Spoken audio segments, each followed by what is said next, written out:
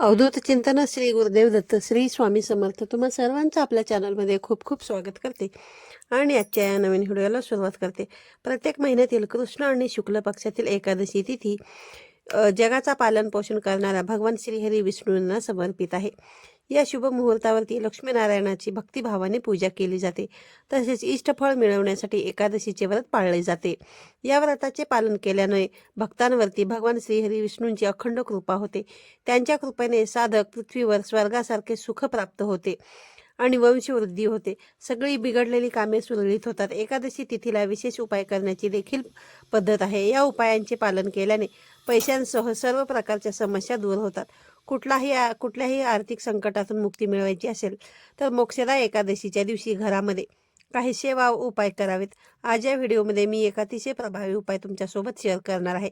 या उपायामध्ये उद्या बुधवारी आलेल्या मोक्षदा एकादशीच्या दिवशी तुम्हाला सकाळीच या ठिकाणी एक दिवा लावायचा आहे. हा दिवा घरामध्ये लावल्याने घरामध्ये अखंड लक्ष्मी नांदेल. घरात असलेली दरिद्रता नष्ट होईल, सुख समृद्धी घरात येईल. असा हा उपाय कशा प्रकारे करायचा आहे, हा दिवा कुठे लावायचा आहे याबद्दलची संपूर्ण माहिती जाणून घ्यायची असेल तर व्हिडिओ स्किप न करता शेवटपर्यंत पाहत राहा. चॅनलवरती नवीन असाल तर नक्की सबस्क्राईब करा आणि असेच नवनवीन आणि माहितीपूर्ण व्हिडिओ पाहण्यासाठी बेल आयकॉनलाही क्लिक करा. त्यामुळे जेव्हाही कधी आपले नवीन व्हिडिओ अपलोड होतील तेव्हा त्याचं सर्वात अगोदर नोटिफिकेशन जे आहे तर ते तुम्हाला मिळेल आणि तुमचा एकही व्हिडिओ जो आहे तर तो मिस होणार नाही. मोक्षदा एकादशीच्या दिवशी उपवास करणं, व्रत करणं प्रत्येकाला शक्य होत नाही. त्यामुळे घरामध्ये अगदी काही साधे आणि सोपे प्रभावी सेवा व उपाय करून देखील या व्रताची संपूर्ण फलश्रुती आपल्याला मिळू शकतो.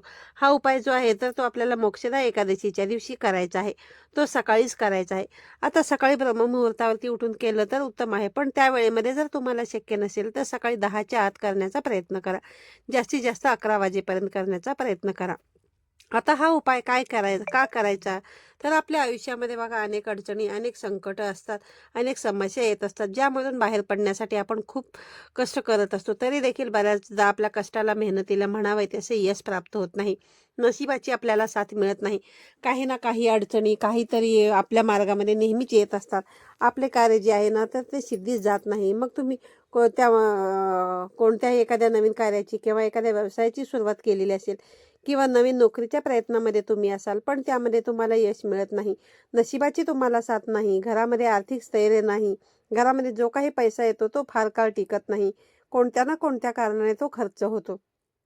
त्यामध्ये मग तुमच्या मागे लागलेले अनावश्यक खर्च असतात. इच्छा नसतानाही तुम्हाला ते खर्च करावे लागतात किंवा गरजेपोटी करावे लागतात. त्याचबरोबर घरामध्ये आजारपण वाढलेले असतात. घरामध्ये लहान मुलं असतील, मोठी असतील, वयोवृद्ध असतील, सारखे आजारी पडणे, त्यांच्या आजारपणाच्या उपचारामध्येच तुमच्या घरामध्ये आलेला जो काही पैसा आहे तर तो निघून जातो. घरामध्ये नकारात्मकता, वास्तुदोष, त्यामुळे तुमच्या घरामध्ये सतत छोट्या छोट्या गोष्टीवरून वादविवाद, भांडण, कलह होतात. कोणाशीही कोणाचं पटत नाही. त्याचबरोबर बऱ्याचशा घरांमध्ये सगळं काही सुरळीत असतं, पैसा मुबलक असतो, परंतु बघा तरी देखील त्यांच्या घरामध्ये सुख, समाधान, शांती नसते. तर पहा, देवी लक्ष्मी अशाच ठिकाणी नांदत असते ज्या घरामध्ये सुख, शांती आणि समाधान असतं. आणि लक्ष्मी ही चंचल आहे. तिला स्थिर जर आपल्याला ठेवायचं असेल तर सुख, शांती, समाधानाच्या आणि महत्त्वाच्या म्हणजेच पैशांच्या तर बघा आपल्या घरामध्ये काही विशिष्ट तिथींवरती आपण उपाय करायलाच पाहिजे.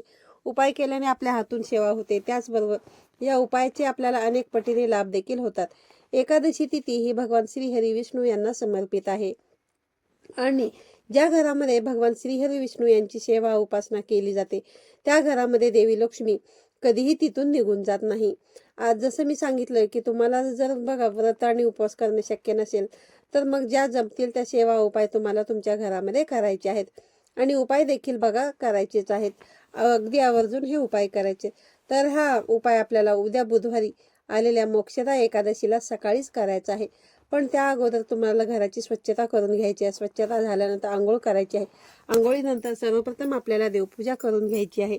आपल्या देवाऱ्यामध्ये असलेल्या बाळकृष्णांच्या मूर्तीचं विधिवत पूजन करायचं आहे.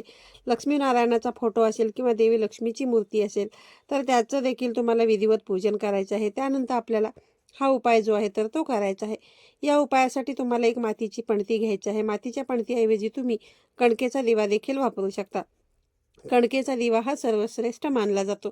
जर तुम्हाला शक्य नसेल तर मग तुम्ही अगदी मातीची पणती घेतली तरी देखील चालेल. तर बघा, ही मातीची पणती घेतल्यानंतर त्यामध्ये तुम्हाला शुद्ध गाईचं तूप जे आहे तर ते घालायचं आहे. गाईचं तूप तुमच्या घरामध्ये नसेल तर म्हशीचं तूप तुम्ही वापरलं देखील चालेल, पण त्यामध्ये तुम्हाला चिमूटभर हळद जी आहे तर ती घालायची आहे. पण बघा, ज्यावेळेस आपण लक्ष्मी प्राप्तीच्या काही सेवा व उपाय करत असतो त्यावेळेस शुद्ध गाईच्या तुपाचा वापर करावा. अगदीच तुमच्याकडं बघा, तूप तुम्ही जर घालून शकत नसाल तर मग तुम्ही जे काही देवपूजेसाठी तेल वगैरे वापरतात ते तेल देखील या दिव्यामध्ये तुम्ही वापरले तरी देखील चालेल. तर या दिव्यामध्ये तुम्हाला 2 जोडवाती घ्यायची आहेत. तूप घातलं असेल तर तुम्हाला एक फुलवात घ्यायची आहे आणि एक ताट घ्यायचं आहे. या ताटामध्ये तुम्हाला काय करायचं आहे, एक कलश भरून पाणीसुद्धा घ्यायचं आहे. त्यामध्ये चिमूटभर हळद टाकायची आहे. हळदी, कुंकू, अक्षता, धूप आणि हा जो दिवा आहे हा दिवा तुम्हाला घ्यायचा आहे. आणि तुम्ही नैवेद्यासाठी बघा साखर म्हणून घ्यायची आहे किंवा खडी साखर सुद्धा तुम्ही घेऊ शकता. आणि हे ताट घेऊन तुम्हाला बघा, तुमच्या घराच्या आसपास ज्या ठिकाणी बघा कुठे केळीचं झाड असेल ना, तर त्या केळीच्या झाडाजवळ तुम्हाला हा जो उपाय आहे तर तो करायचा आहे. जर केळीचं झाड तुमच्या घराच्या आसपास नसेल तर मग तुम्ही काय करू शकता, तर हा दिवा आहे ना तुम्हाला कुठे लावता येईल ते सुद्धा मी तुम्हाला पुढे सांगणारच आहे.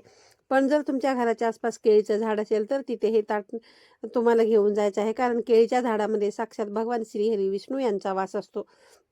हा उपाय केल्याने देवी लक्ष्मीची विशेष कृपा तुमच्यावरती राहते. आर्थिक समस्यांपासून तुम्हाला मुक्ती मिळते. तर केळीच्या झाडाजवळ गेल्यानंतर सर्वप्रथम तुम्हाला तुमच्या जे काही कलशामध्ये तुम्ही घेतलेलं पाणी आहे ते पाणी तुम्हाला केळीच्या मुळाशी अर्पण करायचं आहे. त्यानंतर ते अर्पण करत असताना बघा, ओम नमो भगवते वासुदेवाय नमः, ओम नमो भगवते वासुदेवाय नमः या प्रभावी मंत्राचं तुम्हाला पठण जे आहे तर ते करायचं आहे. त्यानंतर मग तुम्हाला काय करायचे की केळीचे विधिवत तुम्हाला पूजन करायचे, ज्यामध्ये हळदी, कुंकू, अक्षता अर्पण करायचे आहेत आणि हा दिवा तिथे प्रज्वलित करायचा आहे. त्यासाठी थोड्याशा अक्षता घ्यायच्या, त्याच्यावरती हा जो दिवा आहे तो तुम्हाला तिथे ठेवायचा आहे. आणि दिवा ठेवल्यानंतर केळीच्या झाडाला तुम्हाला 11 प्रदक्षिणा घालायच्या आहेत. प्रदक्षिणा घालत असताना ओम नमो भगवते वासुदेवाय नमः, ओम नमो भगवते वासुदेवाय नमः या मंत्राचा तुम्हाला जप करायचा आहे. केळीच्या झाडासोबतच तुम्हाला बघा, तुमची जी काय मनोमन इच्छा असेल ना, त्याच ठिकाणी तुम्हाला पूजा करत असताना व्यक्त करायची आहे. आणि केळीच्या झाडाचं धार्मिक महत्त्व देखील बघा भरपूर आहे. केळीच्या झाडामध्ये साक्षात भगवान श्री हरी विष्णूंचा वास असल्याने तुम्ही हा उपाय जर केला तर देवी लक्ष्मीची विशेष कृपा तुमच्यावरती राहते.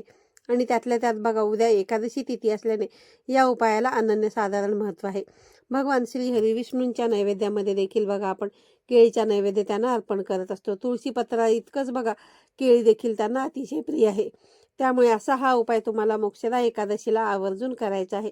आता जर बघा तुम्हाला जवळपास असलेल्या केळीच्या झाडाजवळ जाणं शक्य नसेल तर मग अशा वेळेस तुम्ही काय करू शकता, हा उपाय जर तुम्हाला कसा करायचा हा प्रश्न पडला असेल तर बघा, ज्याप्रमाणे आपण हा दिवा केळीच्या झाडाजवळ प्रज्वलित केलेला आहे ना, मग तो तुम्ही कणकेचा घेतलेला असेल किंवा मग मातीची पणती घेतलेली असेल, तेल घालून दिवा प्रज्वलित केलेला असेल किंवा मग तो तूप घालून दिवा प्रज्वलित केलेला असेल, हा दिवा तुम्हाला कुठे प्रज्वलित करायचा आहे तर पहा, हा दिवा जो आहे ना तो तुम्हाला तुमच्या घराच्या ईशान्य दिशेला, ईशान्य कोपऱ्याला प्रज्वलित करायचा आहे.